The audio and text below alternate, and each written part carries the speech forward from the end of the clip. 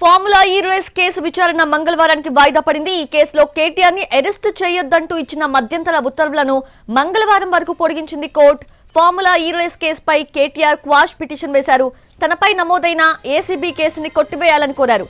దీనిపై విచారణ జరిపిన హైకోర్టు ధర్మాసనం ఈ నెల 30వ తేదీ వరకు కూడా కేటీఆర్ ను అరెస్ట్ చేయొద్దని ఆదేశాలు జారీ చేసింది. దర్యాప్తు కొనసాగించవచ్చని తెలిపింది.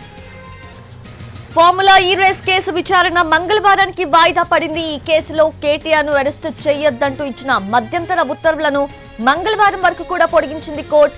ఫార్ములా ఈ రేస్ కేసుపై కేటీఆర్ క్వాష్ పిటిషన్ వేశారు. తనపై నమోదైన ఏసీబీ కేసుని కొట్టివేయాలని కోరారు. దీనిపై విచారణ జరిపిన హైకోర్టు ఈ నెల 30వ తేదీ వరకు కేటీఆర్ ను అరెస్టు చేయొద్దని ఆదేశాలు జారీ చేసింది. దర్యాప్తు కొనసాగించవచ్చని తెలిపింది. అడిషనల్ గా ఫార్ములా ఈ రేస్ కేసు విచారణలో కీలక పరిణామం చూస్తున్నాము. ఫార్ములా ఈ రేస్ కేసు విచారణ మంగళవారానికి వాయిదా పడింది. అయితే ఈ కేసులో కేటీఆర్ ను అరెస్ట్ చేయొద్దంటూ ఇచ్చిన మధ్యంతర ఉత్తర్వులను మంగళవారం వరకు పొడిగించింది కోర్టు. ఫార్ములా ఈ రేస్ కేసుపై కేటీఆర్ క్వాష్ పిటిషన్ వేశారు. తనపై నమోదైన ఏసీబీ కేసుని కొట్టివేయాలని కోరారు. దీనిపై విచారణ జరిపిన హైకోర్టు ధర్మాసనం ఈ నెల 30వ తేదీ వరకు కేటీఆర్ ను అరెస్టు చేయొద్దని ఆదేశాలు జారీ చేసింది. అడిషనల్ గా దర్యాప్తు కొనసాగించవచ్చని తెలిపింది.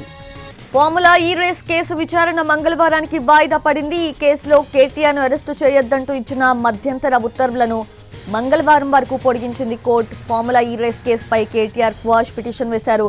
తనపై నమోదైన ఏసీబీ కేసుని కొట్టివేయాలని కోరారు. దీనిపై విచారణ జరిపిన హైకోర్టు ధర్మాసనం ఈ నెల 30వ తేదీ వరకు కేటీఆర్ ను అరెస్టు చేయొద్దని ఆదేశాలు జారీ చేసింది. దర్యాప్తు కొనసాగించవచ్చని తెలిపింది. ఫార్ములా ఈ రేస్ కేసు విచారణ మంగళవారానికి వాయిదా పడింది. ఈ కేసులో కేటీఆర్ ను అరెస్టు చేయొద్దంటూ ఏవైతే మధ్యంతర ఉత్తర్వులు ఇచ్చారో వాటిని మంగళవారం వరకు కూడా పొడిగించింది కోర్టు. పూర్తి అప్డేట్స్ తెలుసుకుందాము. మా ప్రతినిధి శర్మ సిద్ధంగా ఉన్నారు. శర్మ, సౌజన్య, ఈ ఫార్ములా కేసు రేస్ లో మొదటి నిందితుడు కేటీఆర్. తనను అరెస్ట్ చేయకుండా అలాగే ఈ కేసును పూర్తిగా కొట్టివేసే విధంగా హైకోర్టులో క్వాష్ పిటిషన్ దాఖలు చేసిన రోజున అతనికి ఈ నెల 30 వరకు అరెస్ట్ చేయవద్దంటూ మధ్యంతర ఉత్తర్వులు జారీ చేసింది.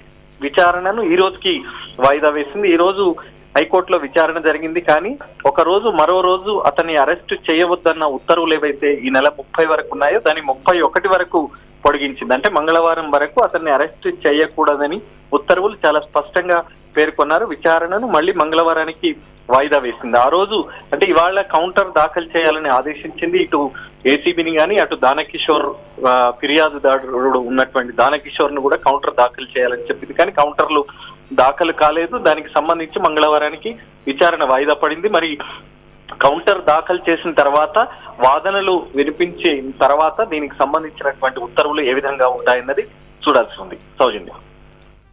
Right Sharma, thank you. Thanks for the updates.